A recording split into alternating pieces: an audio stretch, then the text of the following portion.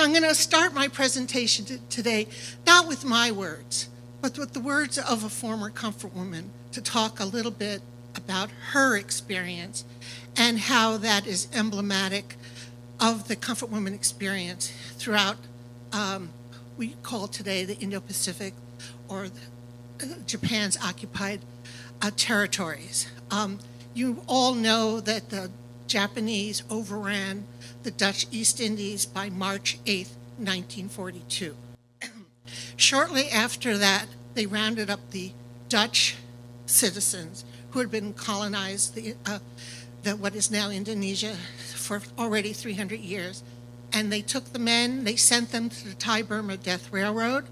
They took the children, older men and women, and put them in an internment camp. And they took the 10-year-old to 15-year-old boys and put them in an internment camp. And for those of you who have heard me talk before, yes, there were comfort boys, and that was one of the primary sources of the comfort boys. And for the men who went to the Thai-Burma Death Railroad, as you know, it was an extraordinary high death rate. And the first train to go over the Thai-Burma Death Railroad, which was in October 43, carried a load of comfort women.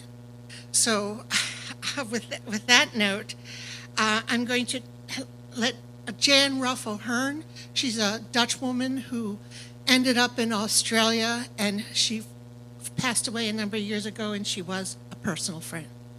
I've been in the camp 2 years.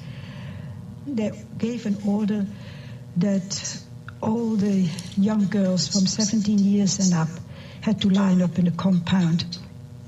These high military officers walked towards us and started to eye us up and down, looking at our figures, looking at our legs, and it was obviously a selection process that was going to take place.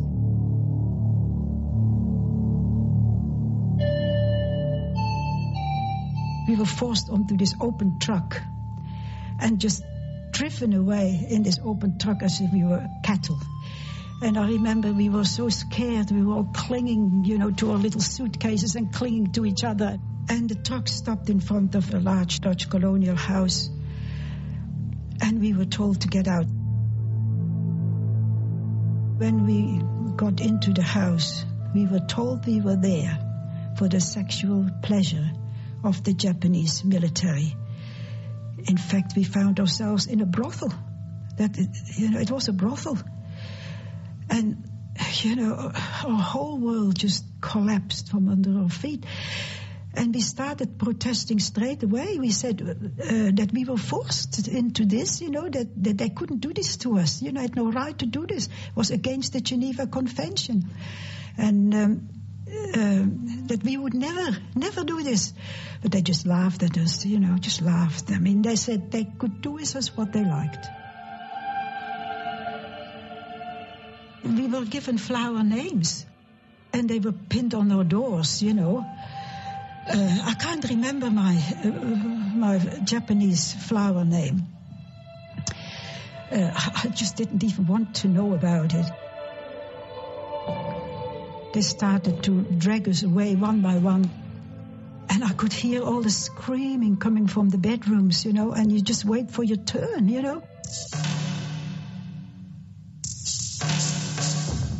And there stood this large, fat, bald Japanese officer looking at me, grinning at me, and I put up an enormous fight, but he just dragged me to the bedroom. And I said, I'm not going to do this. And he said, well, I will kill you. If you don't give yourself to me, I will kill you. And he actually got out his sword. I went on my knees and to say my prayers, and I felt God very close. I wasn't afraid to die. And as I was praying, he had no intention of killing me, of course. He just, threw me on the bed. He got hold of me, threw me on the bed, and just tore off all my clothes and just brutally raped me. And I thought he would never stop. It was the most horrendous. I never thought suffering could be that terrible. And eventually he left the room, and I was in total shock. And when I got to the bathroom, all the other girls were there. We were all there in the bathroom, all in total hysterical and crying and trying to wash away the dirt, the shame. Within one night, we lost our youth. We lost our innocence, our youth. We were just such a pitiful little group of girls. From the other women and girls throughout the Imperial Japanese Empire. It contains many of the same elements, that this was a military institution. It was set up and managed. The women had no agency in what they could say no or yes to. Almost all the women involved were virgins, to be confronted to have their dignity destroyed and their own self of being. And then that video also shows that not all the comfort women were Koreans, as the Japanese government would like you to believe. There were women from all over the Indo-Pacific there. And so I want to go over a tiny bit of the history. The first comfort stations were established in Shanghai in 1932 after the Shanghai incident, for those of you who know your history. The Navy and the Army guys in Shanghai went rampant after the engagement. And so it was very dangerous for Japanese citizens. The local people were quite upset about this, so they believed that creating comfort stations and importing women from particularly Japan as well as some of the colonies would satisfy the desires of the men, but most important, would cut down on venereal disease and boost morale. And it would also, the Japanese used the provision of sex as a reconfirmation of masculinity. Those of you who may or may not know, while in the West, the withholding of sex was supposed to be helpful in going into battle. In Japan, they believed having sex before battle was helpful. And it also would prevent intelligence leaks, because if the men went into town, who knows who they would talk to and talk to what. And one thing that's never really talked about very much, all these transactions were financial, but they were bookkeeping transactions. And young lieutenants in the Army and Navy were all trained how to maintain a comfort women's organization, how to set up the payment, how to set up the organization, and such like that. So it was all accounting errors. So a soldier's money payment coming from the government would be one line. Payment to the comfort station be another line. The comfort woman had to pay for her own food and cosmetics and clothes, and that's another company line. So essentially, and then if there's anything left over, they were all encouraged to put their money in a Japanese government postal savings account. So essentially, it was the company store. The money just went in a circle, so it never seeped into the community. So it wasn't just secrets they were worried about. They were also worried about Japan's treasury. And as I already said, the original women were trafficked from Japan and its colonies, and how they came upon figures of how many to provide to the men. There's a lot of discussion on this. Was it 1 to 100? Was it 1 to 40? Most scholars sort of think that there was about 1 to 29 to 30. However, there's this detail that most of them didn't last more than 6 months, and so there was a 50% or more turnover rate. Though the first comfort stations were in Shanghai, many of them were brothels that had been there for a while, and the Japanese military simply bought them. And that would be like in Bangkok and Shanghai and Rangoon, and that's where you'd also get quite a number of Western women, Russian, British, French.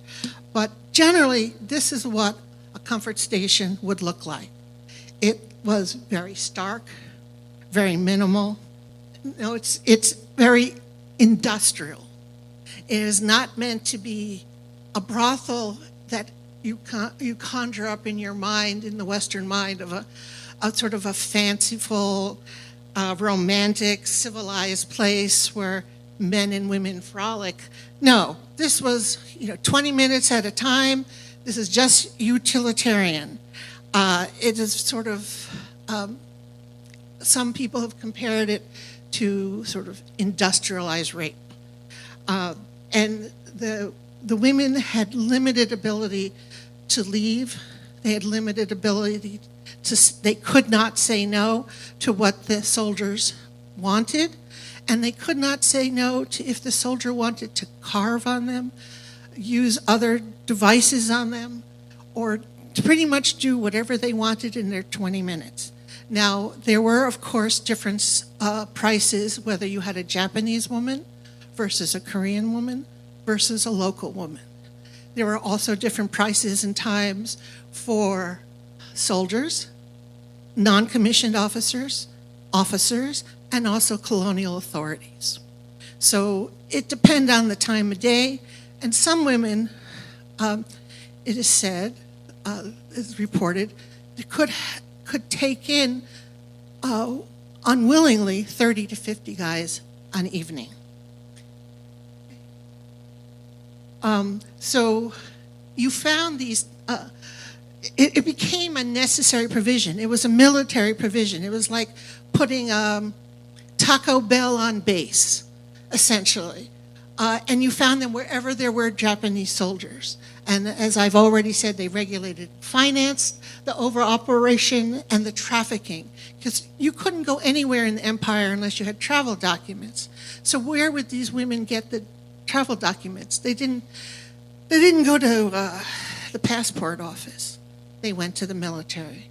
They were transported on military ships if they were trafficked, and they did not have names. When they were put on a ship or on a truck, they were not called by their names or their even nationality. They were items or logs. And as I already said, the officers were trained. The most famous officer to be trained and to officially set up a comfort station, which he did in Indonesia, was former Prime Minister Nakasone. He boasted about it in his one of his memoirs and said that it solved quite a number of problems, and he actually reached out and found 4 local girls. How he did that, I don't know. And as I said, the brothels in the large cities were Western women. And so, as I said, this was often very utilitarian, very much a group activity for the men. It was a morale building. It was unit integrity building.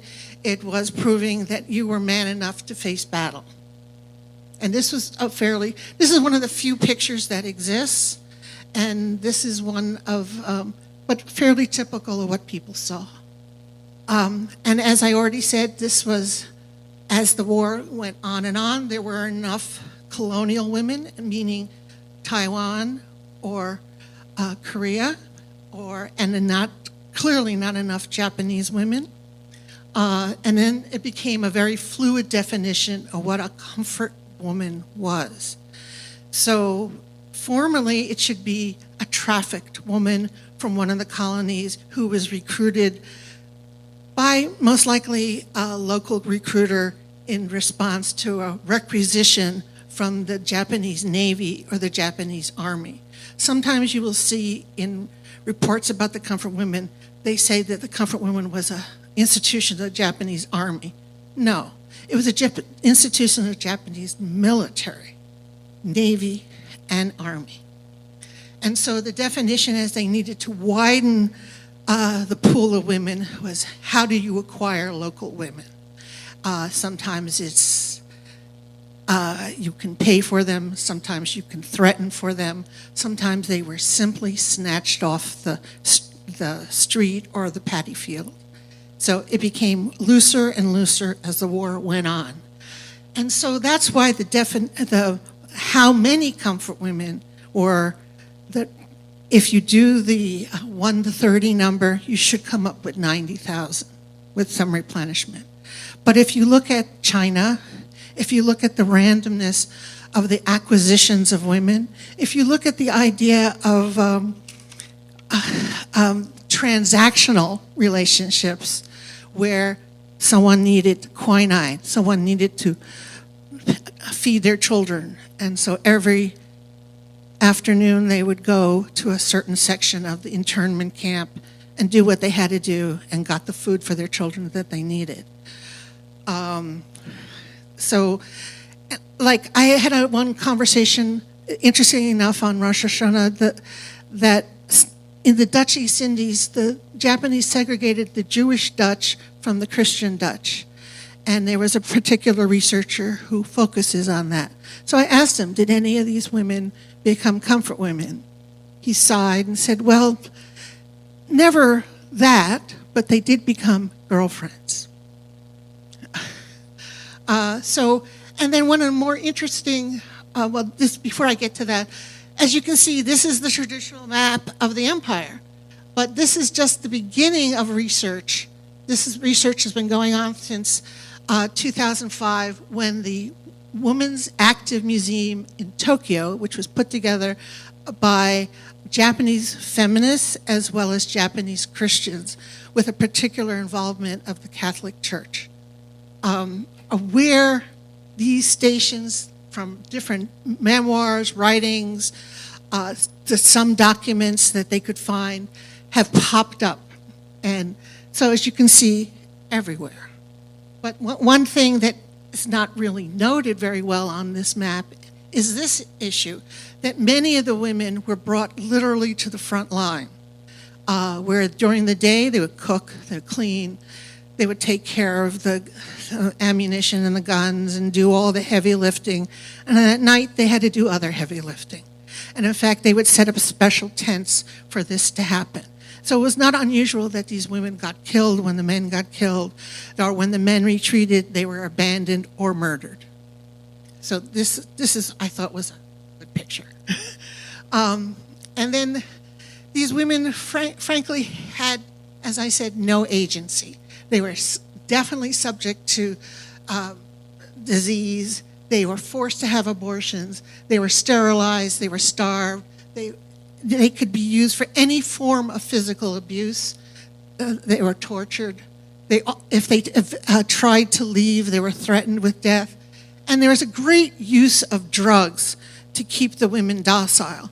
After the British sort of left the drug industry in Southeast Asia, the Japanese took over the production and distribution of drugs in Korea and China and through Southeast Asia. It was a way of subduing the population and making an enormous amount of money.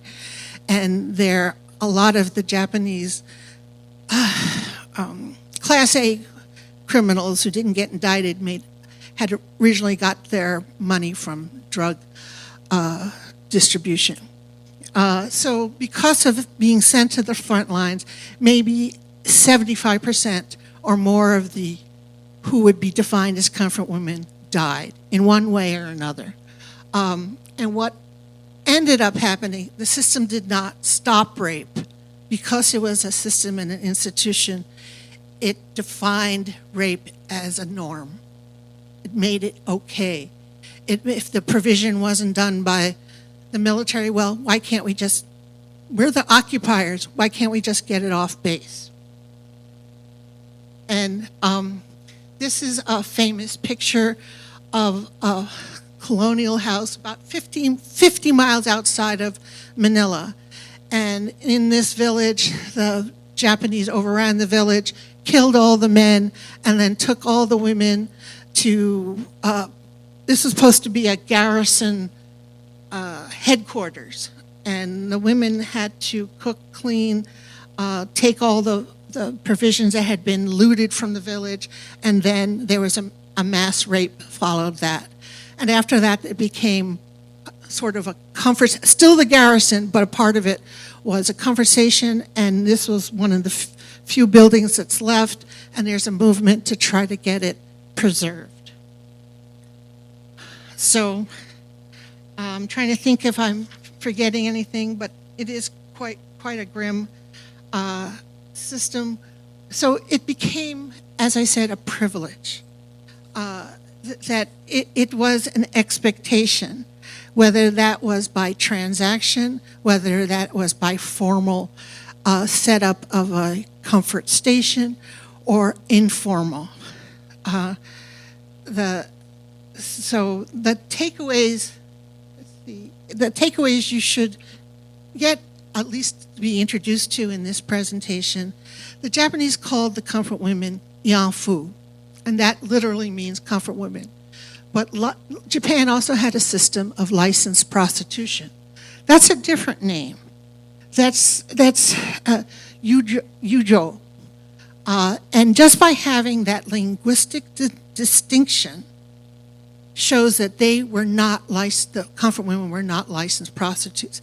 Technically, licensed prostitutes were also sex slaves, but they did fall under some sorts of laws. There was supposedly some ability to leave, some ability to say no.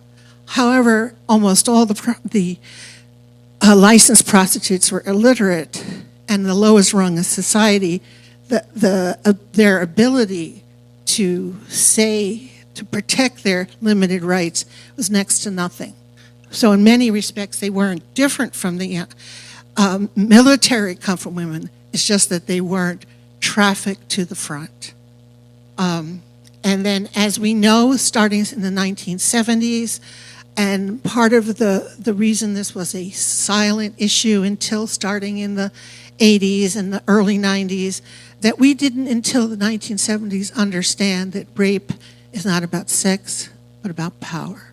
And the comfort women system was about power during the occupation of Japan's colonies or places where they had conquered or felt that they had conquered. And so we also found out in the 70s about the Stockholm Syndrome. We found out about PTSD and many other issues of traumatic memory and what sexual violence and conflict does to women. So as I've already said, they institutionalized what they felt was an amenity, a necessary part of being in the Japanese military, into a right. It evolved in that direction. But the interesting thing in the Tokyo War Crimes Tribunal and in the Nuremberg trials, the charters never mentioned the word rape. It was only in the Japanese trials there was some component of the word rape in the conviction of some Japanese generals. However, it wasn't until 1949 that in the Fourth Geneva Convention was there ever mention of the word rape. There was implied in the Third Geneva Convention, as Jan Raphael Hearn tried to say to the Japanese officers, there shouldn't be an infringement on their dignity, and a number of other sort of antiquated 19th century words, but never directly sexual violence and conflict. And it wasn't until 1998 that there was a conviction for rape as a war crime, and that was for the Yugoslav rapes starting in 92. And it wasn't until the UN in 2008 actually said in the UN, put out forth a resolution saying that sexual violence in conflict is a war crime.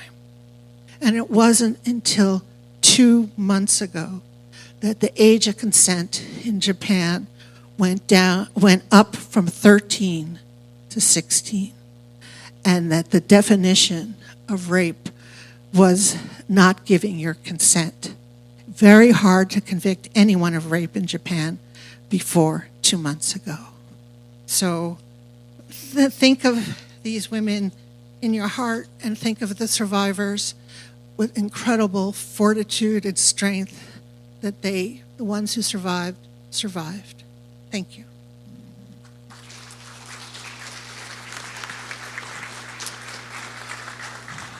All right, thank you very much, Ms. Kotler. A lot there to take in. Does anyone have a question here in our audience or on our virtual audience?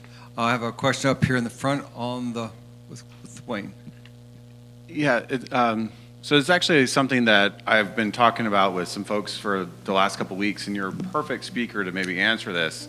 So the position of the Japanese government, even today, on the comfort women and kind of taking any kind of responsibility, acknowledgement, it really feels like they are harming themselves on modern international policy positions.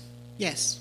And I'm wondering if you could comment, to me as an outsider, I mean, I've lived in Japan a handful of times, but that just feels like such an irrational position that the modern Japanese government, of whom no one was alive at that time. I mean, But they're the grandsons. They're the grandsons, but I'm wondering if you could just kind of comment on, or maybe your perspective in what you have, your research and your work, on why the Japanese government, even still today, kind of maintains their positioning with regards to the institution of the comfort women, even at the consequences of kind derision, okay, condemnation. I think there's two, possibly three reasons. And a lot of discussion has gone on this. The first is, if you've followed this issue, the Japanese have backtracked since 1992 tremendously, particularly most specifically under the Abe years. And you have to understand who Abe was. He's the grandson of Kishi, the grandson of a Class A war criminal and administrator of China, who made an enormous amount of illegal money in China and became the longest serving cabinet minister in Tojo's war cabinet.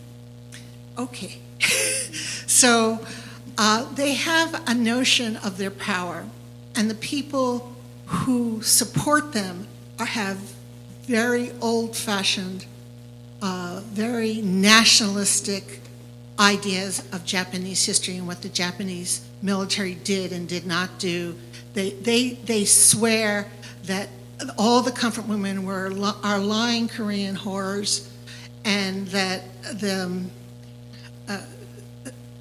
military was not involved, and nobody was coerced, because their definition of coercion, which no legal scholar anywhere in the world would say, their idea of coercion is kidnapping. That was just one idea of coercion.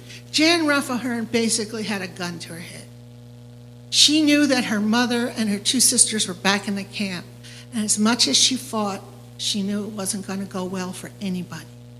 So you have this notion from this political class that is funded by another right-wing class, so it perpetuates that they want to get rid of the American mind-controlled constitution and masochistic history.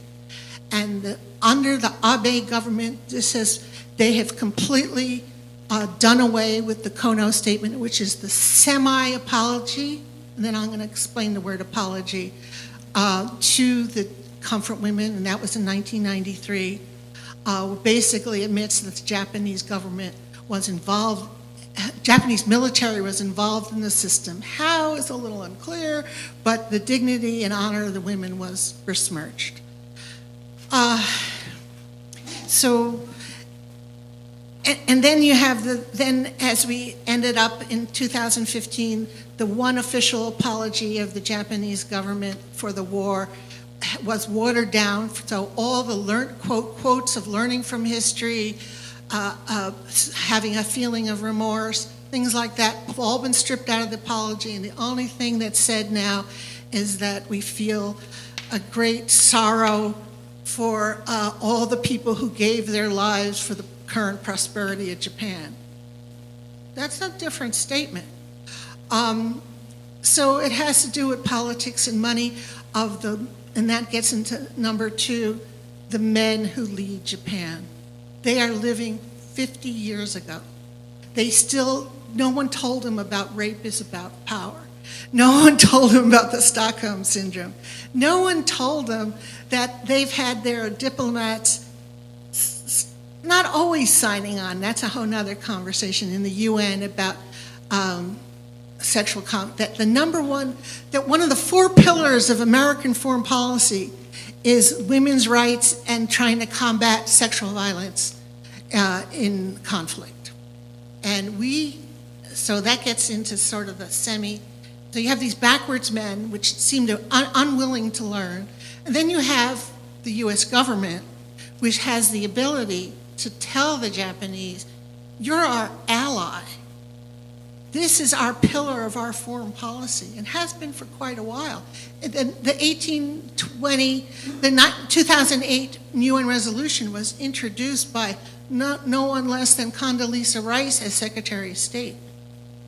But the Japanese government ignores, A, what the US government says, and second, with our new Indo-Pacific security strategy, we have convinced ourselves, the US government, Japan managers, which all have been trained by Japanese government, because all the think tanks that study Japan are funded by Japan. All the academic centers on Japan is funded by Japan. If you want to become well known in the Japan field, you have to be invited to conferences that are 100% funded by Japan. But we have convinced ourselves that we need Japan as a fully engaged collective defense ally. The Japanese, under Abe and under the current Prime Minister Kishida, have reinterpreted the Constitution without changing the Constitution, because there's no interest among the Japanese people to change the Constitution, particularly Article 9 that says you're not supposed to go to war. That's a summary of it. But we have been building up the Japanese military. There has been collective defense, which means we're doing joint maneuvers with them. We've convinced the Japanese to add more money to their budget and to go out into the other Asian communities and try to get them to forget what happened. And so we literally have put aside the history issues. And what we've done recently with trying to get Korea and Japan together, we've truly put aside any mention of the history issues. We no longer talk about the Japanese Navy having as its official flag the battle flag. Comfort women is put off forced labor. And even though American prisoners of war were working side by side with most Korean prisoners of war, we do nothing to fight for the American prisoners of war, let alone have sympathy for the Korean forced laborers. We don't want these history issues to disrupt or upset, and this is very troubling, to upset the Japanese. As you said, are the Japanese in the 21st century on these history issues? No, but we're willing to say, okay. More questions? All right, I believe there was another question back over here. I was very interested that you showed the origin of comfort women in Shanghai in 1932, whereas the hostilities broke out in 1937. Are you talking there about was hostilities broke out? Are you talking about the international settlement there? No, there was something called the first Shanghai incident. And I don't know extremely well all the details, but some Japanese citizens were attacked. And for whatever reason, Chiang Kai-shek's troops wanted to defend the city, and the Japanese sent Navy and Army forces to attack the city, and this went on for several months until a armistice was declared. I don't know all the details. The international settlement people were quite upset about this because we had urban warfare. The Japanese also concocted the incident of the attacks on the Japanese people. All right, thank you. So I would say look up. I'm not the expert on that. I put 2 slides on of, there's a lot of information sources. Most of the raw documents where it would actually say the government, the military requisitions were burnt very early on in our occupation. But there are some scholars and some discussions and names of people who are reliable. But the Japanese have made this such a central policy to their government identity, to their national identity, is that they have been funding right-wing organizations, Japanese governmental organizations, and Japanese right-wing organizations that are trying to pander to the government have created a whole ecosphere of disinformation with very particular names, one even as great as Texas Daddy. If you want to be amused, look at his videos. But they have realized that no one can take that guy seriously, so they now rely on a Harvard law professor by the name of Mark Ramsire, who says all these women signed contracts. Well, how many 14-year-old peasant girls from any country can read, okay, or sign their name? And so these are people you should be wary of, and institutions that you should be wary of. And do note, it is the Foreign Ministry. They have completely rewritten their history page, particularly towards the comfort women. And they now like to say this comfort women are women who worked in brothels for the military. Now, it's very insidious, as I tried to say before, the word brothel. To Western ears, it's a very different connotation than the industrialized shack that most of these activities went on. So I give you a few hints here. Are there any other questions? Yes, back here. Hi, so you mentioned comfort boys when you were opening up your presentation, and I was wondering if there's any research that's been done on that, or is it so limited that it's like nearly impossible to find information? It's nearly impossible. There is a book about a Filipino comfort boy. They weren't necessarily trafficked, from my understanding. Mainly it's stories that pop up in diaries of both Japanese and a lot of the Dutch. There are 2 Dutch on film in the documentaries bursting in tears, 80-year-old men bursting in tears. So again, it's definitional. Were they an opportunity? But it is a system, the institutionalization of access to sex as being a military member encouraged a lot of bad behavior. I wish there was more. Okay, thank you very much. Any other questions? I have one question. How dissimilar was Japanese behavior in the context of comfort women from other governments or military interventions or occupations over the years, 20th century or 19th century? Is this really unique to them? This is a really good question, and not enough research has been done. The 2 examples that people would give, what the Nazis did, but the Nazis set up brothels or bought brothels and basically enslaved the women there, and they used women who from concentration camps. And there was a whole concentration camp, Ravensbrück, where there were women, and that has been preserved, and the Germans have done what they can to apologize, so to speak.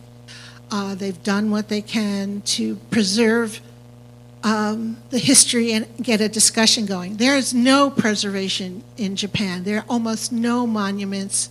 There are no monuments by the Japanese government regarding the war. None of the prisoner of war camps in Japan were preserved. I could go on. And then so you have the Nazi system, which was a system run by the military and is brutal and horrible, and they were sex slaves too. And then you have the French system, which went on from when the French entered Africa, and there was a group of Algerian women it was a profession. And the Algerian women literally had the French called them mobile units that would also go to the front, and it existed through Vietnam.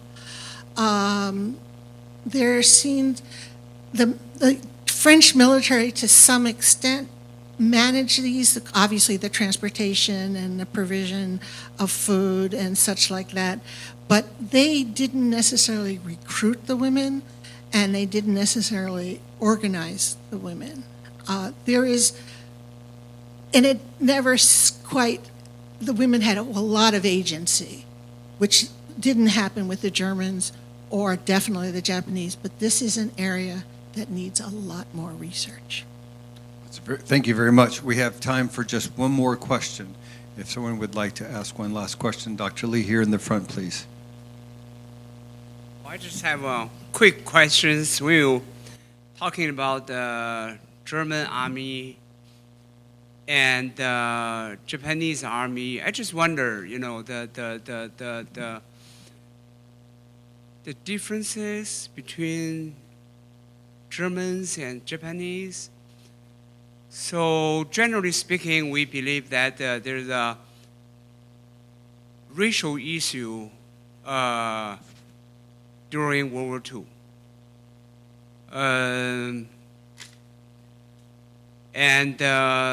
Many researchers believe that Japanese believe they're superior than other Asian people. There were racial discrimination against other people in the occupied territories. But it seems to me, this makes no difference when they have this comfort woman. Doesn't matter where they came from, Korea, Taiwan, Chinese. But it seems there's a different treatment toward German soldiers. Even though you mentioned they brought, they brought from the concentration camp, but probably there was not all the women. Some of the women, they were not. There were different treatment by the German military among the different races, but this is not the case for the Japanese army.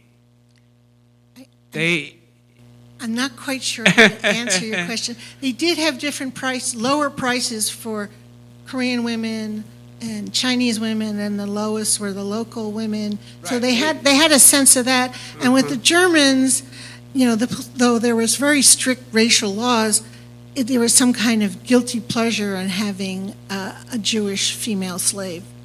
Okay, they did have Jewish sexual slaves. Yes. Okay, that's my question. That was fun.